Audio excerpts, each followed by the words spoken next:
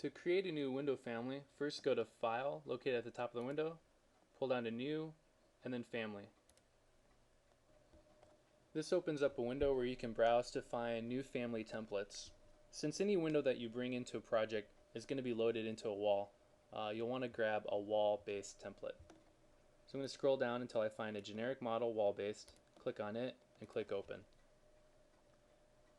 Doing this brings me into a new family editor. You can see with the wall-based template that a reference wall has been loaded into the model already. This is just a placeholder for any wall that's in your model that your windows can be placed into. So the thickness of your reference wall doesn't really matter. You notice one side of the reference wall is labeled placement side. I usually use this as a reference for the exterior face of the wall as I'm drawing out the window geometry. Along with the reference wall, the wall-based template comes with a set of parameters already loaded into the template. If I click on family types located to the tool tray to the left, you can see these generic parameters that are already set for you. The first thing you'll want to do before you start drawing out the geometry of the window is you want to change its category out to be a window. This defines this component as a window component, which tells Revit how to show it in schedules. To change its category out from generic model to a window, go to the settings menu at the top of the window, click on it, pull down to family category and parameters. From here, you can scroll down and choose Windows and click OK. Once you've changed this component's category, if I go back into the Family Types button, you can see that it's added a couple more parameters. A rough width, rough height, width and height. We'll use these later when we start drawing out the geometry of the window. You'll notice that in the Family Editor, just like in a project window, this is a 3D model. It has a plan view which it starts you out in. And also if you go to the browser window to the left, you can see it has a right side and a left, a back side, and then finally the placement side. To start out, we'll want to start laying down reference planes to define the shape of what this window is going to be. And it's easiest to start out in its placement side or exterior side. I'll go ahead and fast forward through the reference plane process since I've already explained this in the previous video. You can see that I've laid out reference planes to start defining the frame of the window. I've labeled the top, bottom, and then left and right sides. It's always a good idea to name your reference planes because the more complicated your model gets, the easier it will be to edit it. I've also laid out a series of interior reference planes which will define the thickness of the frame. Once these are laid out, you'll need to go back into the floor plan view and start laying out reference planes that will define the frame's depth as well as placement planes for the glass that will fit inside the frame. I'll fast forward through this process as well. Now that I've laid out the reference planes to start defining the frame's depth and glass placement, you can see I've laid them outside the wall. That's just to make it easier to work with them, and I can always set them back in once I lay down parameters. Zooming in, you can see I've laid down what is the front of the frame, the glass front, the center, glass back, and the back of the frame. Now it's time to start dimensioning these reference planes so that we can then attach a parameter to these dimensions. The first dimension I'll lay down will be its inset from the wall.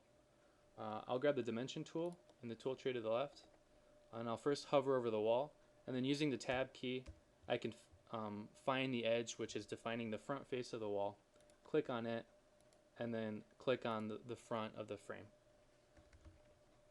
Now that the dimension is placed, I'll select it, and if I go to the option bar to the top, you can see a label pull down menu. I'll pull this down and I'll click add parameter to define this as a new parameter, and I'll give it a name. And its grouping will be a dimension. And instead of a type parameter, I'll make this an instance parameter, since depending on the wall thickness, its inset may change. And I'll click OK. Next, I want to lay out the dimension that will be its frame depth. But first, what I want to do is lay out a constraining dimension to make sure that the center reference plane always stays in the center no matter what the depth of the frame is. So to do that, I want to lay out a dimension string. So choosing the dimension tool, I'm going to first choose the front face of the frame, the center reference plane, and the back. I'll place this dimension, and then I'll click EQ. This will constrain that center reference plane and keep it in the middle. Next, I'll dimension out its depth dimension. So the front and then the back. Click to place. I'll hit escape to get out of the dimension tool, grab the dimension, and add a parameter which will be frame depth.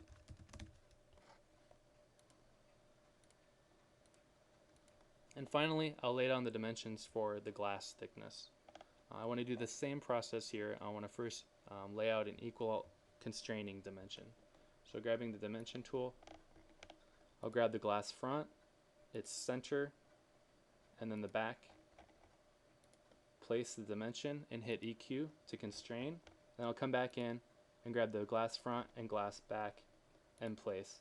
Since the glass thickness doesn't change all that much, it's probably not important to define it as a parameter, but I do want to grab the dimension and select the padlock to lock it into place so that that doesn't move as the window frame moves.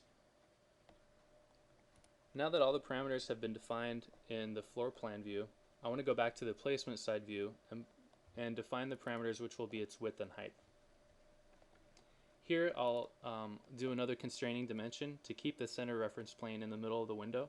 So I'll grab the left side, the middle, and the right side, place it and hit EQ, and then I'll grab the overall dimension, place it.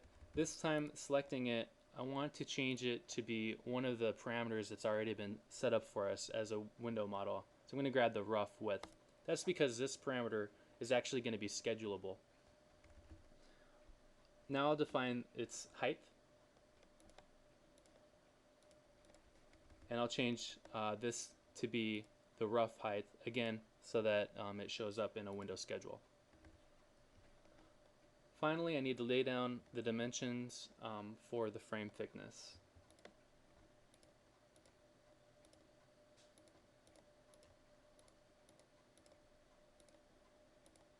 And define its parameter. Choosing new parameter, I'll give it a name. Dimension, and it'll be a type. Since the window frame in this condition can just stay the same all the way around, I'll go ahead and grab and change them all to the same parameter.